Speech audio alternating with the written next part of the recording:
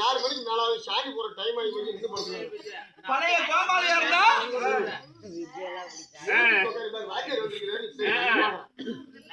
பழைய கோமாளியா இருந்தா என்ன சொல்ற? பழைய கோபமா இருந்தா கூத்துக்கு வர மாட்டாங்க. கூத்துக்கு வர மாட்டேன். நானும் செட்டை வச்சு ஓட்ட மாட்டேன். நம்ம சமாச்சாரமும் உனக்கு தெரியும். ஆனாலும் சேனாதிபதி அடிக்கிற கைதான் அணைக்குமா? என்னமோ எப்படி இருக்கும்? அடிக்கிற கைதான் அணைக்கும். கோபம் இருக்கிற இடத்துலதான் குணம் இருக்கும். அதனால நம்முடைய காட்டக்குட்டைக்கு சேர்ந்த 7 தண்டியார் கோவில் நம்முடைய பணங்காசு சொத்து சொகை எவ்வளவு வேணாலும் மனுஷங்கிட்ட இருக்கலாம். ஆனா எவ்வளவு சொத்து இருந்தாலும் உயிர் போயிட்டா அந்த பணத்தை கொண்டுகிட்டு போய் அந்த பணத்தை வச்சு உயிரை வாங்கிட முடியாது. எப்படி முடியும்?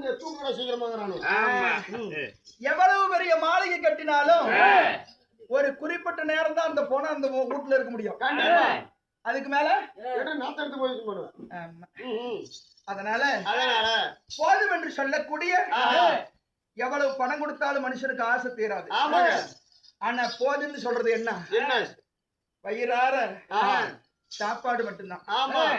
இங்க இருக்கிற எல்லாத்துக்கும் நான் என்ன சொல்றேன் அப்படின்னா, மனுஷனா பிறந்தவன் பாவம் பண்ணாத மனித பிறவி யாருமே கிடையாது.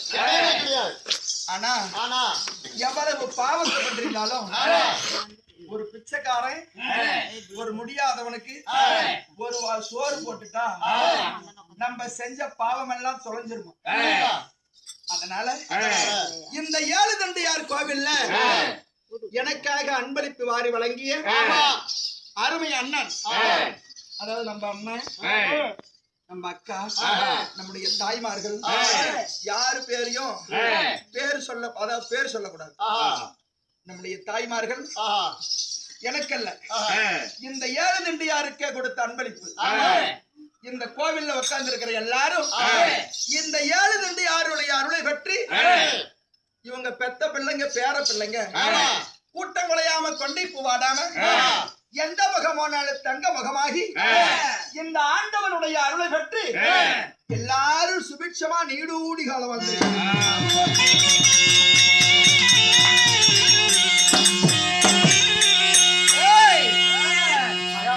படுத்திருக்கிறவெல்லாம் எழுப்பி விட்டுட்டியா? இல்ல நானே எழுப்பிட்டுமா? எழுப்பிட்டு பாத்துறேன். என்ன முடிச்சு ஊம்பட போறேன். காலையில சம்பளம் காலையில சம்பளம் ஏந்திரிச்சு உட்காரு. சின்ன ஒன்னால தான் அவன் என்ன முடிச்சு அடிக்கிறான். நீ ஒட்டி தான் படுத்துருக்கு. ஏந்திரி. என்ன இடுப்பா வலி என்ன ஓட வேலைக்கு போயிட்டு வந்தியா? ஓட வேலையில மண்ணள்ளி கொட்டினது தான் அதிகம். இன்று இரவு நடத்துற நாடகம் என்ன நாடகம்? நடத்தக்கூடிய நாடகம் இருட்டறையில் புரட்டு குத்து.